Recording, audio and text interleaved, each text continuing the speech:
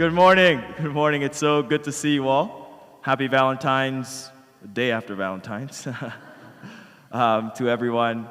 I'd like to first just acknowledge the major event that happened here that brought over 350, 400 people yesterday. We had the HJ Chumbo special event here organized by the Chonchimons. Let's give a hand to the Chonchimon staff, Dr. Kim, the staff for organizing, put this in all together, and everyone who came through. We have a larger than usual crowd today because of that event. I know a lot of our members from LA are also here, and also actually we have a huge delegation of Kodan because of a Kodan. And so I'd like to just recognize Luke Higuchi and anyone who is joining for the Kodan workshop. Can you just stand up so we can recognize you? Anyone joining for that Kodan workshop? There you go. Welcome, welcome. Welcome to this holy city of Las Vegas. Welcome. Yes, it is. Not only that, but also today, right before a service, some of you walked right into it. Those were the early birds coming a little bit early. We had a Chumbo induction ceremony.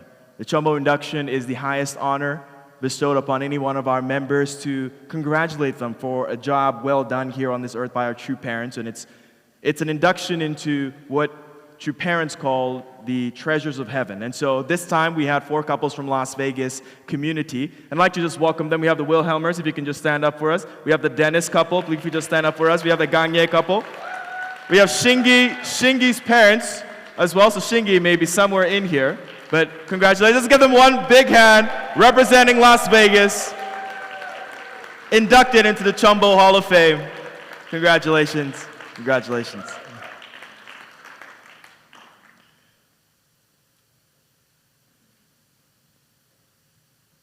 Yesterday was Valentine's, and after the Chumbo event, Hannah and I decided we should go out and eat something. Actually, it was very surprising. All the restaurants we went to in the beginning were all booked. You had to wait 2 hours to get in. I was like, whoa. So it made me think Valentine's might be more of a marketing business thing. But we finally found one place. It was a Chinese food place. And then, for some reason, I decided to choose a spicy soup. And this morning, I realized it's a terrible idea to eat something spicy before you come on stage. So hopefully, I'll last the next 30 minutes up here.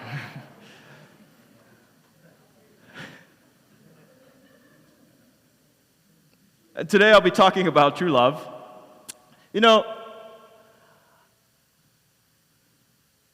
I asked myself this morning, why am I the one talking about true love?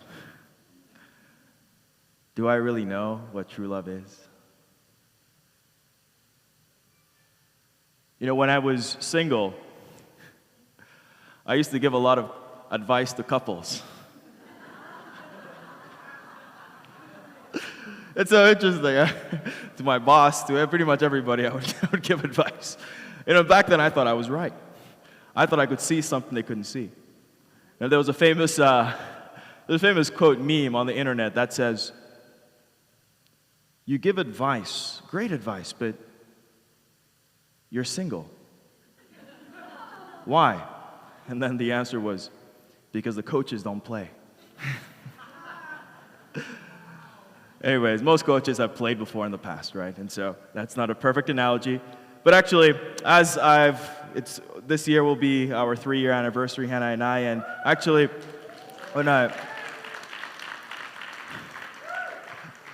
now I understand. It's so interesting because, in the beginning of falling in love, there's a lot that happened, right? I think there was a famous comedian, I'm forgetting his name, but he's Italian. And then he was talking about how everything is so beautiful. Everything is wonderful. You could be in the kitchen, you're cooking, and someone's got broccoli dangling off their head, and you said, "You've got broccoli dangling off your head?" Anyways, everyone's just infatuated. But then you get to a point where, at some point, you start to not care so much. Or it starts to be a little bit tiresome, And actually, in my relationship with Hannah, I've come to understand a big part of my limitation. One big thing is, my family never grew up with any kind of hugs or kisses. That was never a thing, but Hannah demands that every hour or so. So, wait. I'm not saying, that's ideal, but I'm saying there are different kinds of love, different kinds of expressions of love. But love is amazing. We read statistically, at least 2 decades ago, that 50% of marriages end up in divorce. Yet so many people end up getting married. So interesting, right? If I told you to jump off a plane and you had a 10% chance your parachute wouldn't go off, I think many of us probably wouldn't jump off that plane. Because many of the times, I think, human nature. We think the odds are for us. That's why Vegas is Vegas, right? People go out to the casinos to gamble because they think you have a chance of winning, not looking at the statistics. And even they say about 8% of men are colorblind. That means 1 in every 12 men are colorblind, and I'm mildly colorblind, so I fall within that category as well. So statistics is what it is, and I can't help but think about how crazy love is. In the top billboards of all time, about 60% of songs are explicitly about love. It calls to human nature in some way, somehow. The most spoken of word in all songs is by far the word love. More than time, more than now, whatever it is, love. One of the greatest tragedies of all time is Romeo and Juliet. It's a tragedy about love. The first movie to ever gross $1 billion was the Titanic, a story about love. I know that so well because the Titanic sank on my birthday. So, it's interesting. Really, when you hear like 50% of marriages end up in divorce, but a lot of people get married. Like Vegas is the place where you can get married very quickly. I learned that from Dr. Kim's lecture. Apparently, you can get married, go down to the Strip right now. Doesn't take very long, but also it's very quick to divorce here in Vegas as well. It's amazing that even with such a statistic, people move forward. I learned that, how many of you know someone who refuses to fly in the airplane because they're scared it might crash? Does anyone know? A few people, right? But did you know that it's safer than a car, right? Actually, when you drive in a car, you have a 1 in 95 chance that you might die from a car accident if you drive. If you're in a plane, you have a 1 in 11 million chance that you will die in a plane. Yet there are people who wouldn't even touch a plane. And I know a few people in my life. But this is an age-old question. We romanticize love. Actually, a big part of the movie industry is about love. I think many people here watch K-drama in some way. Some of you may have gone to places like this. You see a bunch of padlocks with people's names on it. The idea is that you write your name, your initials, you lock it and throw the key into the water, right? That our love is sealed forever. That's the idea. And we hear today, one of the most popular shows is Love is Blind. Many of you may have seen it, many of you may have watched it. It's a show about, I believe, people just go in without seeing the person. Someone correct me if I've never watched it, I'm just explaining it. They go into the show, and then without seeing them, you kind of talk to each other, and then you decide whether or not you want to get married. Without seeing, you just talk to them. And then you show up on your wedding day.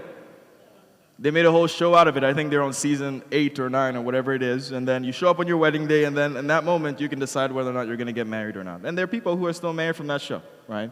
It's so interesting. In today's world, one of the most downloaded apps are dating apps.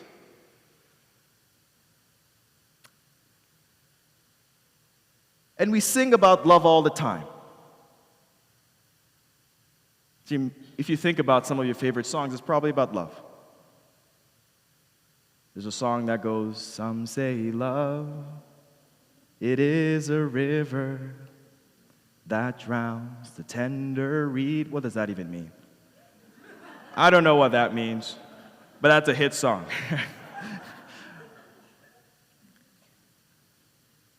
And we ask the question, what is love?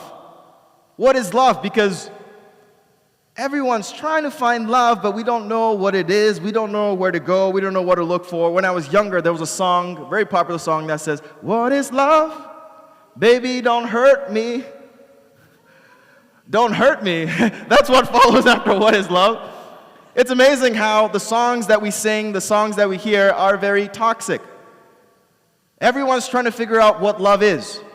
What is it? You know, the great philosopher Schopenhauer said, love is a trap for the human species. He believes we're meant to just breed.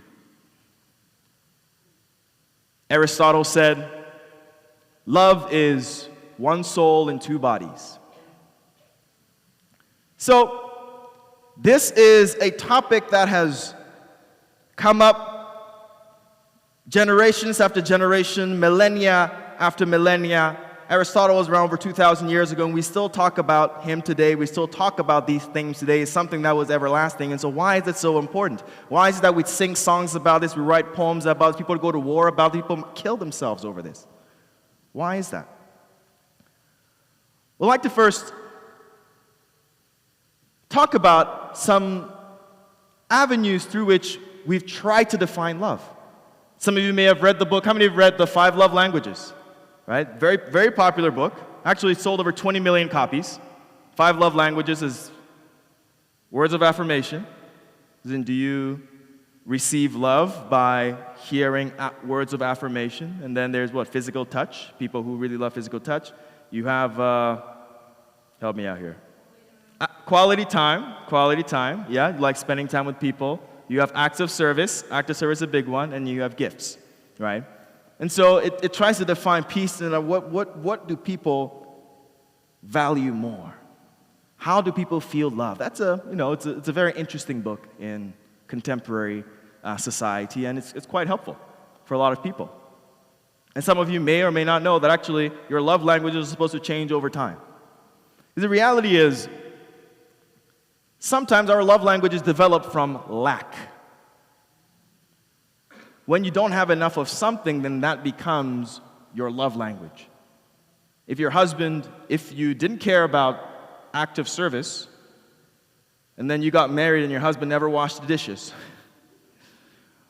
never did the laundry, never did any cleaning at home, your love language might quickly become active service. The day you see him holding a broom, you might fall in love again. You know? And then also there are books like Real Love.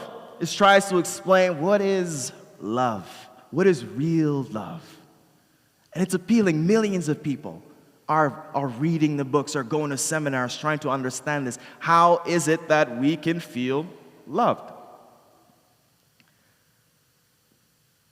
But to answer this question of what is love, I'd like to start with a quote summarizing it all.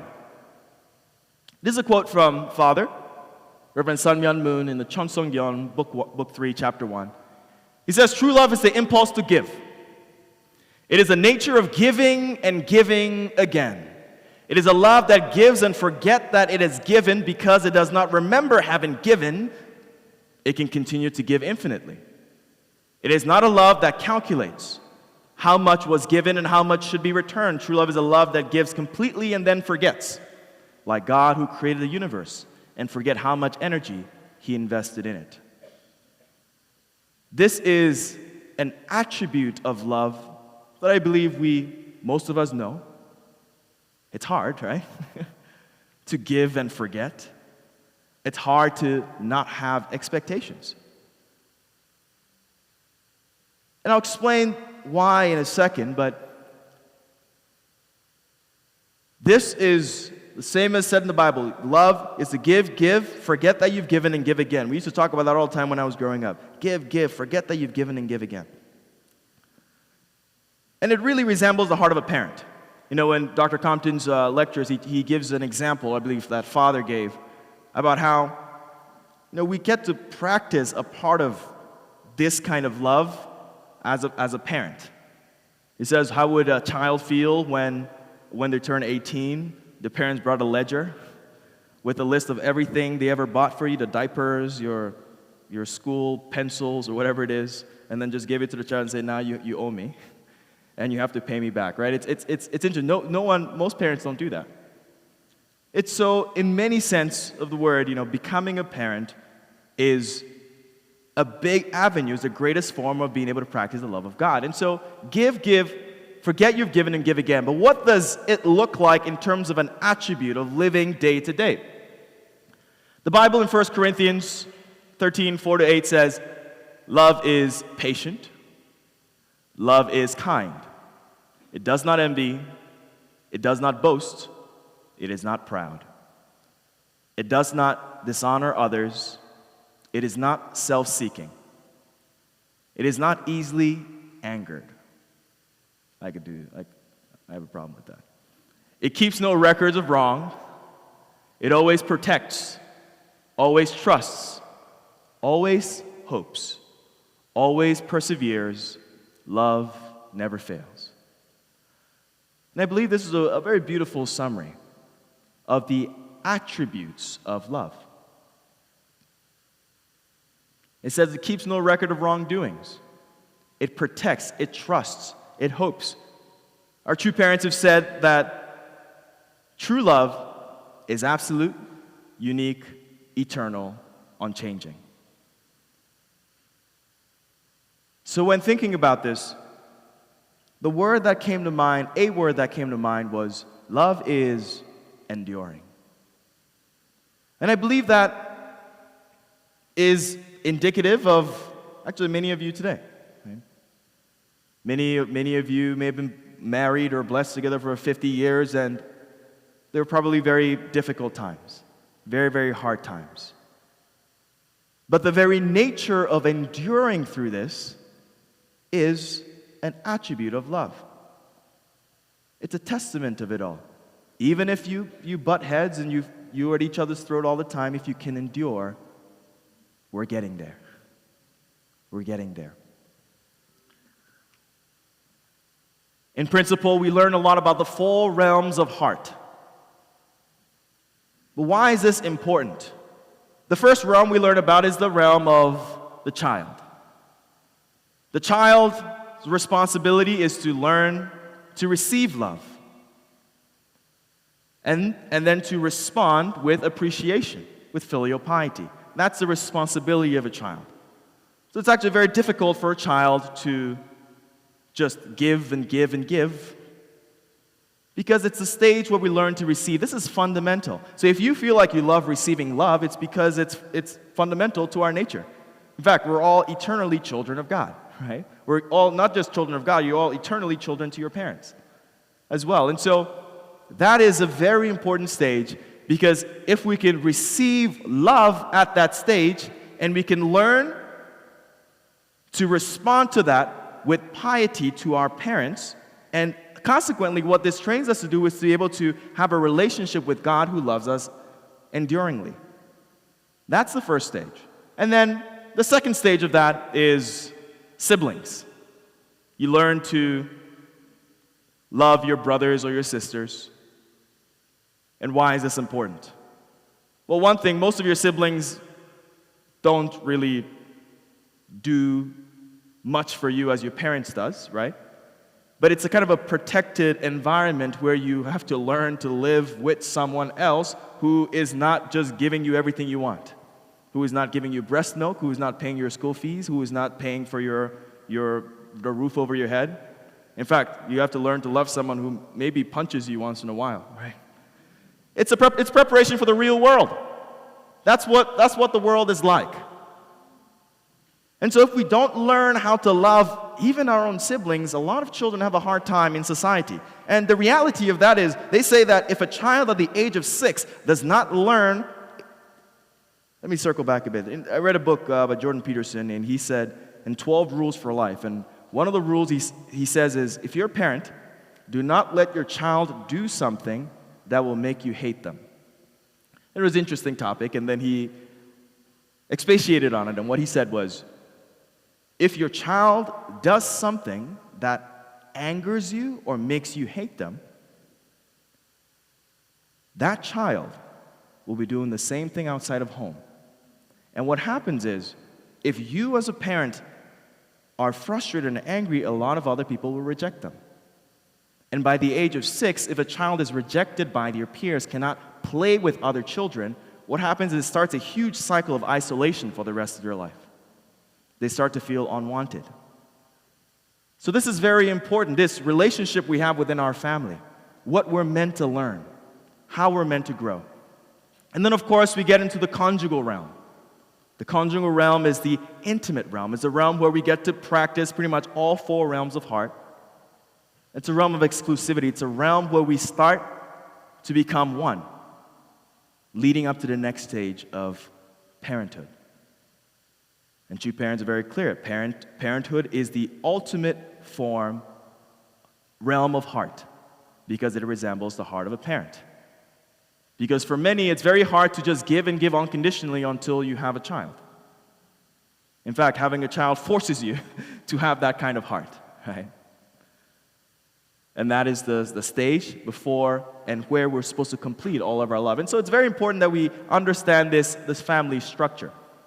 In Matthew 5:43, it says, "You have heard that it was said, 'Love your neighbor and hate your enemy,' but I tell you, love your enemies and pray for those who persecute you, that you may be children of your Father in heaven. If you love those who love you, what reward will you get? Are not even the tax collectors doing that?" So in the family, we talk about loving.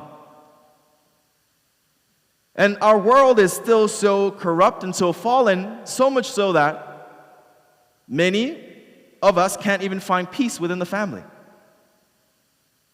I had a conversation with someone the other day, and they're having huge challenges with their siblings because of inheritance. And apparently inheritance can do a lot to divide a family. We are meant to have this protected environment within our family so we can learn to love the world. But the Bible, Jesus says here in Matthew 5:43 that whatever the law had said that we should hate our enemies, but we ought to love our enemies. That's so interesting. And when you think about it, why should we love our enemies? What's the point of it all? We'll get to that answer in a second. But what's important is, actually I want to read it first. God is the embodiment, Holy Mother Han says, God is the embodiment of true love. The very act of creation began from the motivation of that true love, which is God's fundamental attribute. So the very essence of God is true love. And so that is what we're meant to be. If we remember the creation account, Genesis 1:20 says God created us in His image. Male and female, He created them. And so our entire goal and objective living our life is to come to resemble God. And so if God is true love, then we all ought to embody true love. And so it's no wonder that we have challenges in our life. It's no wonder that we struggle to love someone, because actually, when there's someone in our lives who we can't love, someone in our lives who we struggle with deeply, that is giving us a measure of how far we are away from God, how far we are away from the ideal. And so if we can bridge that gap, we get ever closer to fulfilling our purpose here on this earth as true children of God, resembling that image of God. And so the next time you meet someone who is difficult, the next time you meet someone who you'd rather not spend time with, the next time you meet someone who just gets on your nerves, this is an opportunity. Because we may not love them, but God does. But Jesus does. But true parents do. That's our limitation. And when I think of it from this perspective, it gives me new insight into how we ought to live. It gives you a fresh perspective. Each day is a new challenge, bringing us ever closer to our ultimate goal. And the Bible says in 1 John, "Dear friends, let us love one another, for love comes from God. Everyone who loves has been born of God and knows God. Whoever does not love does not know God, because God is love." If you do not love, you do not know God truly. What does know God mean? How can we truly love? When we look at this, it says, "Whoever does not love does not know God, because God is love." As humans growing up in this fallen world, there's a lot that has happened that has perverted our minds about love. In today's society, there's dating apps, and one thing that started with good intentions like Tinder became an app where people just hook up with each other, not really looking for love. Perverted. How can we overcome this? We have to first understand that God is love, and in order for us to become like God, who is love, we have to resonate deeply with God. In this time, our strength alone is not enough. It's actually quite difficult to love just by trying to muster everything up yourself. They say you can't pour from a cup that is not filled. You can't pour from an empty cup. The reality is that many of us are running empty. Many of us here maybe don't feel loved in our lives. Many of us don't have as much love as to just give infinitely. But that is only because we haven't tapped into that infinite source of love that is a love from God, our Heavenly Parent. When we tap into that infinite source of love, what happens is that our cup overflows. Then we can give so much more because it's not just us. It's God together with us. And so, two parents talk about it all the time. When you get married, when you meet your spouse, the point of it all is that it's not just, I want to be happy, right? That's not what you're looking for. You're looking for, I am going to love you as God loves you. I'm going to be a vessel of God's love for you. And that's how the relationship of humanity is meant to be. When we meet each other, we're meant to express God's love, what God wants to say or share with this person each time we meet that person. Imagine what this world would be if each and every one of us were processing things this way. And it's unfortunate how the world has become. We waste so much resources on protecting. You know that in the United States, the biggest budget expense is defense, by a huge margin. When the president flies out of I just watched a video about how the Secret Service, now the president is almost impenetrable or something like that. And it talks about how the president, when he gets out, he gets on a plane, he goes up. When the president is flying a helicopter, you have 7 F-35 or something jets controlling the airspace. No one else can fly at that time. And these planes are worth $40 million each. And before a president goes to a nation, about 10 days, at least 10 days before, they have to take his car that is here in America to that country, and they have to have a whole entourage secure the whole area so that the president can move. Why is this? Because someone killed the president a long time ago. Not 1, not 2, not 3, not 4, not 5. About 6, I think. I don't know. You know more than me. But the point is, our tendency to protect ourselves comes from the very fact that many of us humans who have existed throughout human history have not embodied God's love. And we haven't been able to share that with people. Imagine what the world would be. There's a comedian who shared a couple of years ago that some of you may have lived through this, that back in the 80s or 70s that you used to have the front door either unlocked, or if a stranger came knocking on your door, you might open it and invite them in for some cookies, right? And he just juxtaposed it to today's world. Many of us will scream through the door, ask, who is it? We get alarmed when we hear something in the middle of the night. Who's here? What do they want? That's not Chonoguk. That's not what God had dreamed. That's not what God had hoped for. Mother says, within the family, God's second blessing for humankind, human beings, are to become God's living embodiments. It is then that they emerge as masters of true love, whom the entire universe welcomes. When we read the Genesis account, where God tells us, be fruitful, multiply, and have dominion over creation, it's interesting.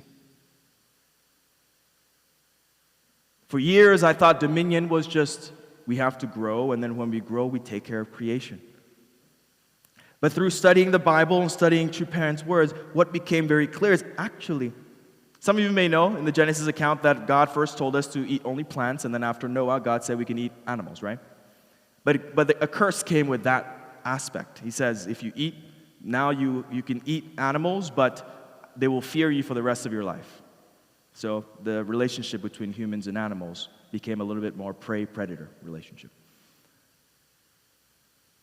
What Mother is talking about here is that if we can embody God, who is true love, the entire universe will welcome us. It's interesting. It's saying that some of us may have seen and heard of miracles, and we know the story of Jesus and the miracles he performed.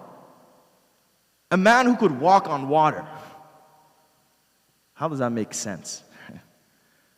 A man who could raise the dead, the living out of the dead, who could let a blind man see. Why was this? We come to understand this is the very nature of someone who embodies the fullness of God's heart, where the world comes to him, surrenders to him. And in fact, you may notice that the people in your life who possess the most amount of love are people whom you respect, people whom you go to, people whom you'd be willing to do anything for. It's a universal principle. So we ought to become true masters of this universe, but we can only do that if we can embody true love. And lastly, Father says, true love has no shadow because it gives 100%. A vacuum is created, and because of this vacuum, God's infinite love flows in to fill it. When you give completely, you are connected to God's infinite power. Therefore, the person who practices true love will never perish. The more he gives, the more he receives, and he will prosper eternally. Interesting. It says when you give, it creates a vacuum and God fills it. Sometimes we think that we lose when we give. But I'm curious what our Heavenly Parent sees. In Divine Principle, there's a lot of talk about vitality elements. Right? If we could see how much vitality we gain from giving, I think many of us may live completely altruistically, philanthropic, in fact. Right? So let's not be scared of losing. Let's not be scared of giving. Let's not be scared of practicing true love. There's a famous story of a lady named Corrie ten Boom, born in April 15, 1892, and died on the same day, on her birthday, April 15, 1983. She was a Dutch Jew, Christian, who was placed in the Ravensbrück concentration camp in Germany. She was a survivor, but her sister, Bessel, died in the concentration camp. One day she was giving a sermon to a congregation, and she talked about how God can forgive all your sins, no matter how deep or devastating you feel you have caused in someone else's life. And after she finished that sermon, a man came walking down and reached out his hand, and he said, "Thank you. Thank you for sharing that. I have sinned so much, but to know that God forgives my sins down to the bottom of the sea, I'm grateful." And Corey looked at him, and in a moment, she froze. This man was wearing gray coat, brown belt, and she recognized this man. This man was one of the Nazi soldiers. She recognized him specifically from the camp in Ravensbrück. So she froze in that moment, and he continued to say, he said, "I heard you talk about Ravensbrück." He knew in that moment that she might have been there when he was there. So he asks her, he says, "I know God forgives me, but I'd like to hear it from your lips. Will you forgive me?"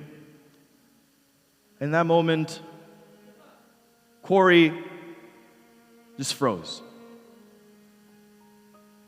In her mind, she remembers Jesus saying we have to love our enemy, but it was so hard to practice that. Her whole body was frozen. Yet, right then, she really didn't want to. She didn't want to shake his hand. But she prayed to Jesus silently and said, "Jesus, I can hold out my hand and shake his hand. That much I can do. But I'm not feeling an ounce of forgiveness. Please help me." And in that moment, she chooses to shake his hand, and she describes in her book that she felt an electric shock come right through her hand to him, and an overwhelming amount of emotion just dropped on her, and she just started weeping and crying, and she said, "I forgive you." She spent minutes and an hour just hugging him. And she said, "This couldn't have come from me. The ability to forgive came not from her, but from God." So I'm saying, in order for us to truly love, we have to tap into this infinite source. We have to resonate with God, because that is the essence of God. And God is waiting. He says, "Ask, and you shall receive. Seek, and you will find. Knock, and the door will be open." And so what are we asking God? How wonderful would it be if each and every one of us could become that, if each and every one of us could come to resonate with God's heart like that. That is the world that God wants to create here. That's the world that true parents want to create. And we know the story of our true parents. They didn't live easy lives. They didn't live easy lives. I was a young boy at the age of 16 when I decided to read Founder's autobiography. I was watching a documentary on CNN. They're talking about these Reverend Sun Myung Moon and Hak Jahan Moon are coming down from the opulent palace. Opulent means very grand. It was a mockery of the Unification Church at the time. And at the time, I was also a bit unclear about what I believe in, because my friend who was atheist, I couldn't convince him about why God exists, so I became agnostic. But I decided, you know what? I'm going to read from front cover to the end for the first time Father's autobiography. I'd always read, Hundoke, just the, pages. I never went past my father carrying me on his shoulder, that section. But I decided to read from front to back. And one thing that overwhelmingly moved me was the fact that there is no one in this world that I know who would put their life at risk for the sake of other people as Father did. There's no one. In that moment, I was like, this man has to mean what he is saying. How can you almost die 7 times and still keep moving forward? You almost die 7 times. and you build a hut at the top of the mountain to preach the word. And we all know the story of Jesus.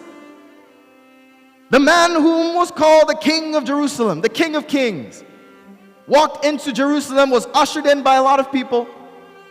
The man known to heal the sick, to raise the dead, and to walk upon the sea. That was this man. But what happened? He knew that a foundation wasn't laid, and he knew that he would have to go the way of the cross. At the Last Supper, he spoke to his disciples and he told them, one of you will betray me for 30 pieces of silver. He goes and he prays and says, let this cup pass over me if it can, but not by my will, but by your will. Yet when the soldiers came for him, the man who could raise the dead decided to go that way, decided to go with them. Actually, when the soldiers came, many of you know, Peter chopped off the ear of, was it Judas or one of the soldiers, and then Jesus healed his ear, right? You can't solve violence with violence. So he willingly goes the way of the cross. And the way of the cross is not just going up to the mountain of Golgotha just to be hammered in. That was not the start of it. Many of you know that he was whipped. He was lashed. Mount Calvary. And he wasn't just whipped with anything. He was whipped with sheep bones and lead pellets. So much so that when he was whipped, his skin was torn. And that punishment alone was enough to kill people. And some people said, if you are the King of the Jews, why don't you save yourself? Yet he persisted. He carried the cross all the way up the mountain.